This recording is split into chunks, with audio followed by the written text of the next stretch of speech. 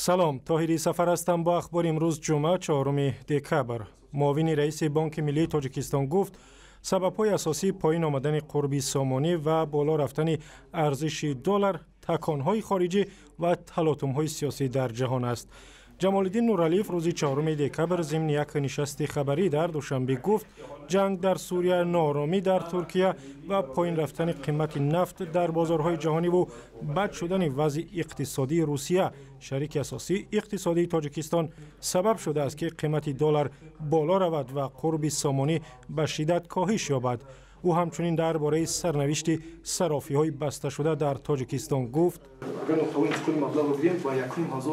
баробар аст.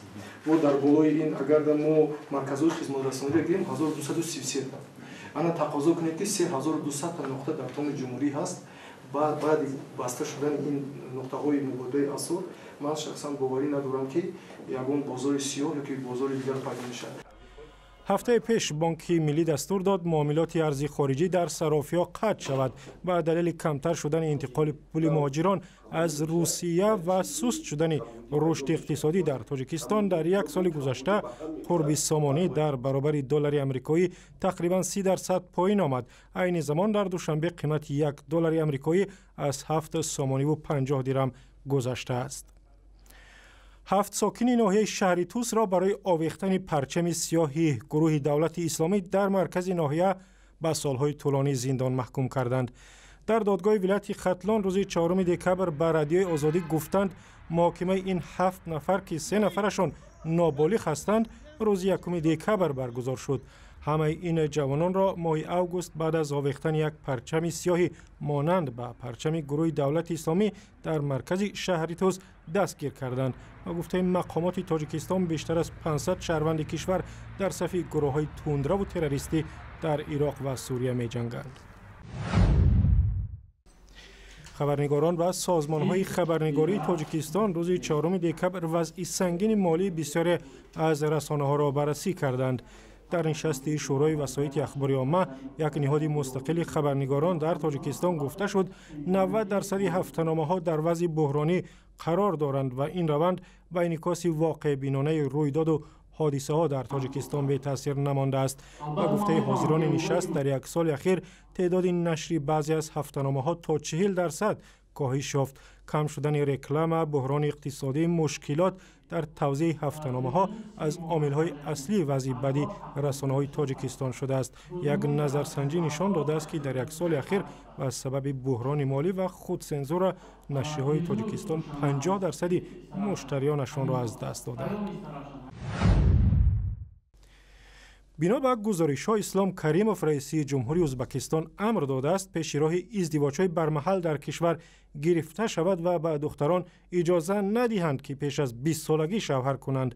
منابع در ازبکستان به رادیوی آزادی گفتند اسلام کریموف چند پیش مسئله ازدواج‌های برمحل را در ولایت نمنگان در میان گذاشت و بعد از این حکومت به معرکه گسترده برای جلوگیری از ازدواج جوانان تا 20 ساله شروع کرد. دستور مذکور مخالف قانون به حساب می رود زیرا در ازبکستان بر اساس کودکس عائله ازدواج دختران از سن 17 سالگی ممکن است. در شهر خوجند مرکز مأموری ولایت سوغد به زودی استحصال پرتز و یا دست و پایهای سونی را آغاز می کنند. در کارخانه خرد مخصوص مرکز پیرانسالان و معیوبان ولایت قصد دارند ماه‌های نزدیک استحصال این گونه پای و دستان را شروع کنند تا معیوبان محتاج برای نصب این پرتزها به دوشنبه نروند و در خود ولایت مشکلشان را حل کنند. سازمان صلیب سرخ برای براه ماندن استحصال پرتزها در خوجند به کارخانه $80,000 کمک کرده است. در شمال تاجیکستان 50,000 معیوب زندگی می‌کنند و از این میان 450 نفری که دست و پای سونی دارند در مرکز پیرانسالان و معیوبان ثبت نام شدند.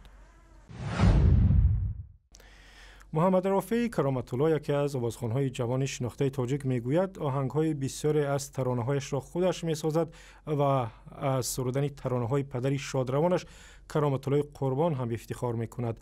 محمد رافع در صحبت اختصاصی با رادیوی آزادی گفت در 5 آلبومی که ثبت کرده است اکثریت آهنگ‌هایش از خودش است.